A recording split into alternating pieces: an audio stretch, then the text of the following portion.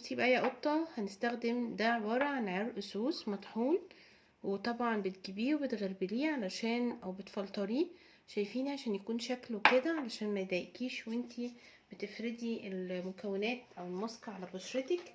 هنحط بقى عليه معلقة من او نص معلقة من البن السادة كده، قلبي. وبعدين هتضيفي معلقة من العسل الابيض، بس يكون النوع كويس، تأكدي من جودة المنتجات اللي بتستخدميها، ويكون مكان كويس اللي بتجيبي منه الحاجة. طبعا لو عندك زبادي حطي زبادي، لو ما عندكيش انا كده كده هعجن باللبن، هكتفي باللبن. انا ما عنديش زبادي هكتفي باللبن.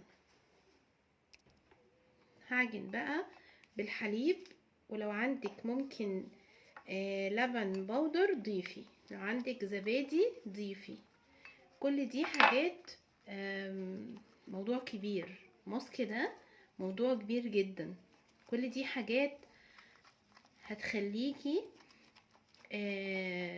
الماسك تعززيه اكتر. بس انا مش هضيف حليب كده تاني علشان الماسك ما يخفش مني، بس هعجن بقى كويس جدا اهو كده.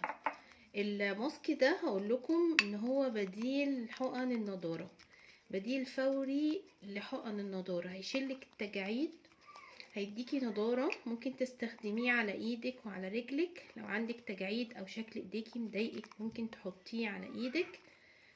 بصوا حاجه كده من الاخر، وقولي لحبايبك كلهم عليه. كل اللي هيشوفك بقى يسالك هيقولك انتي عامله حقنه النضاره دي فين وبكام. لو متضايقه من شكل ايديكي ورجليكي، بصوا اهو القوام، حطي عليه، جميل جدا جدا جدا.